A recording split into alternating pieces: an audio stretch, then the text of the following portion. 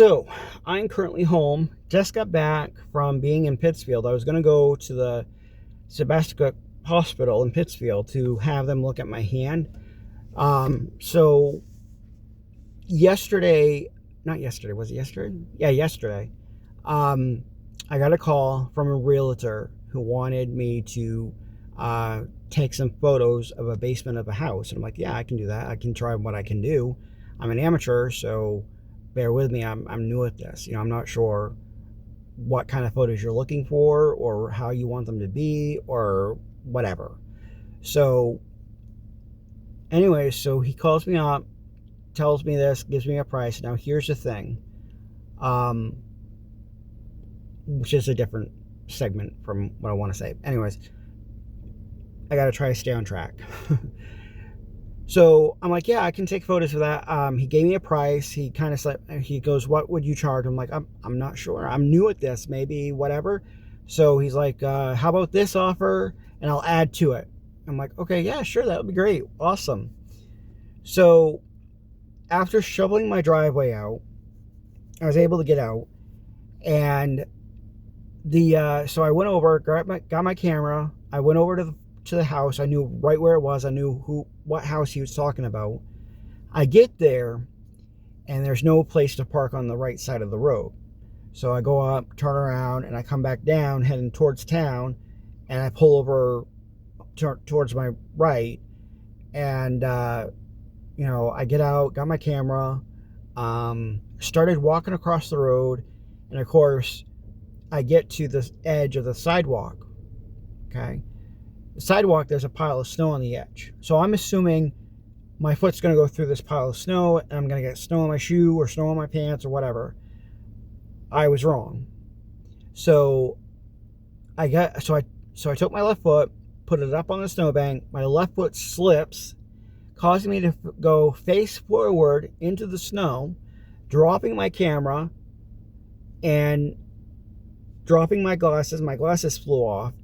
And somehow I hurt my hand in the process. So right now it hurts. It hurts pretty much like right in this area, and it hurts to squeeze.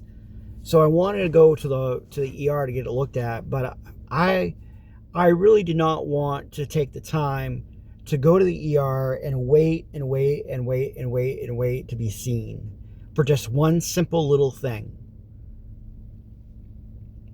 When I got to the ER, I thought, maybe this will happen. Maybe this will go quick. When I got there was a guy standing in front of me who was at the receptionist desk to check in. He was waiting there, and the receptionist was on the phone, and like, you know what? I don't have time for this. I got to go home. I got crap to do. I got some projects I need to work on and go from there. So I decided, I'm going to go home and, take some Excedrin, and hopefully the pain will go away. Maybe I just sprained a muscle. Pulled a muscle, sprained a muscle, but I can move my hands and stuff, but it just really hurts to move it, to do any sorts of really squeezing stuff. Like earlier, I bought salt at Walmart and I brought it home, and I had my left hand underneath the bag and I had my right hand on top, and I was holding to the bag as best as I could with a gimped hand, and it really hurt. That's a heavy bag of salt. So I'm like, whatever. So, but I know I'm rambling on. I'm sorry, but I have to get this out. Usually I'm journaling, but I like doing it this way too. So I was kind of surprised about getting the phone call from a realtor, about taking photos of a house.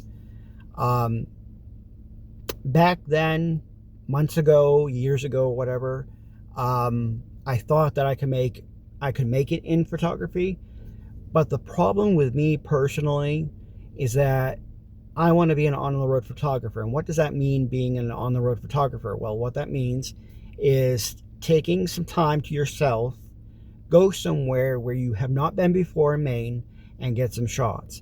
Like this past summer, I wanted to go up to Eagle Lake to get some pictures of the ghost trains. But what stopped me about going up there is that there's a different type of rocks that are up there that could puncture your tires. I think shale rocks or something. I'm like, well, I guess I can't do that. I don't want to ruin my tires if those rocks are up there. You know, maybe I can look into it and whatnot. Another thing that I want to do is I want to go to, I think, is it Mount Katahdin? That's up there by Acadia Park, I think. Acadia National Park, I think. There are so many opportunities to take photos. And for me personally, you know, I'm so used to being home, and I'm so used to being at home, that I don't take the time for myself to actually have the ambition or the gumption to get out of the house, get in my car, take my camera, and just go. You know, go somewhere, do something, go somewhere where you haven't been before. You know, go somewhere where you have been before that you never got photos of. You know, stuff like that, and just really work at it, practice it. You know, and go from there. So back this summer, you know, I thought maybe taking photographs was something that I wanted to do. And I was really heavily into photography before I got medicated and before I was diagnosed with bipolar. So I was really into taking photos of the sunset. You know, this was the bipolar going on here. That was undiagnosed. So I was taking photos of the sunset. I was taking photos of random things, signs, streets, trees, buildings, stuff like that. I really wanted to get into event photography, and that's something that I would really like to do and get involved with, is doing event photography. I know in April there's a Comic-Con happening down there in Portland, and I'm going regardless of whatever happens. I want to go down to Portland because there's a guy, I know I'm going off topic here, there's a guy who does the voice of Alpha 5 for Power Rangers, and this past summer in Waterville they had a Comic-Con there. And I found out in their advertisement on Facebook that the actress that played Alpha 5 was going to be there. And ironically, I bought an Alpha 5 shirt just because I liked Power Rangers and I liked Alpha 5.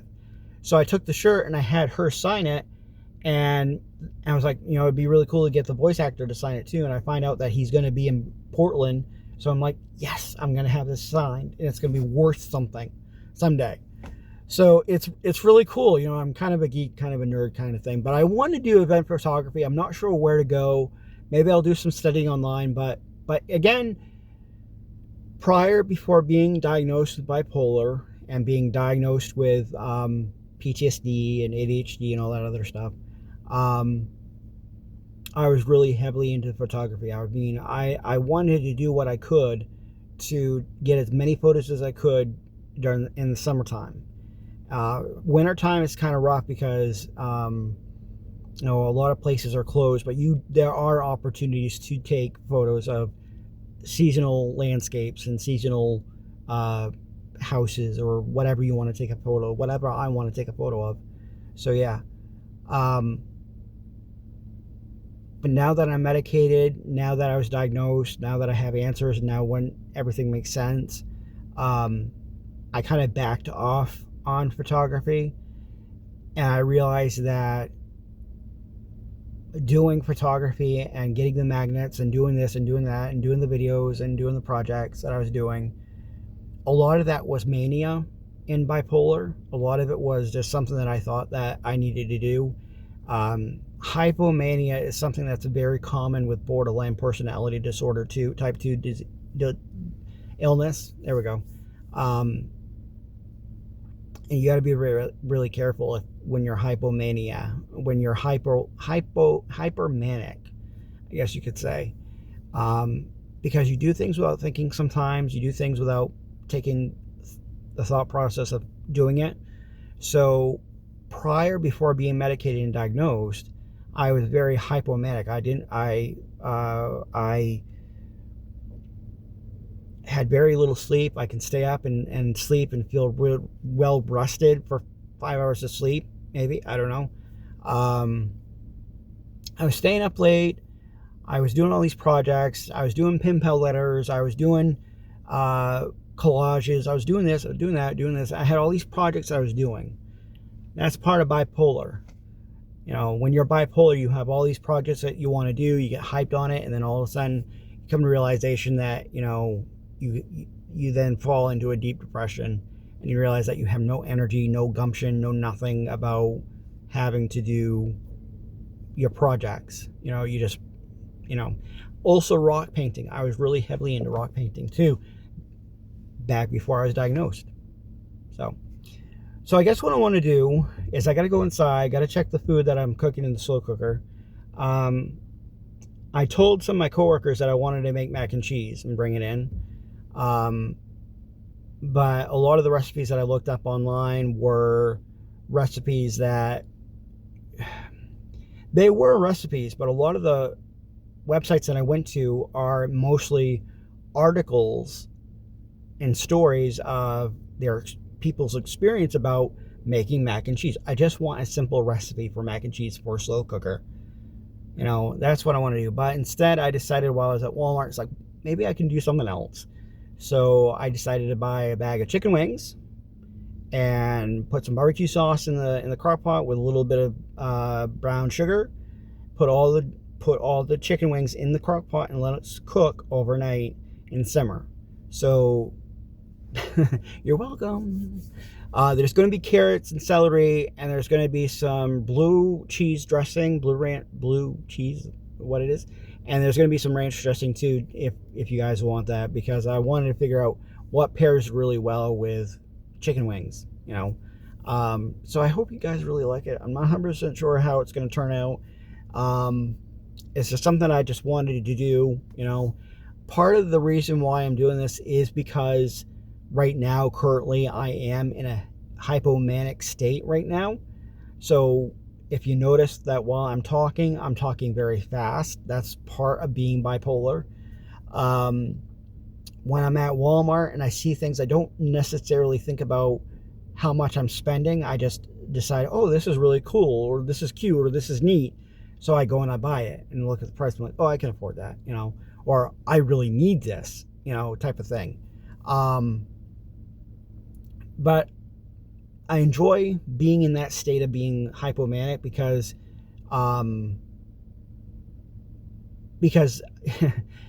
I get a lot of creative ideas and I get very productive when I'm in a hypomanic state, and I just, you know, whatever. So, but anyways, I think I'm done. I'm going to watch this video before I post it and go from there. Hopefully it's been recording. A lot of the times when I have my camera or my phone set up the way it's set up right now, the microphone gets all muffled of where it sits on the holder. So yeah. All right, I'm going to end this for now because I'm up to my limit. Talk to you guys later. See you in the next video.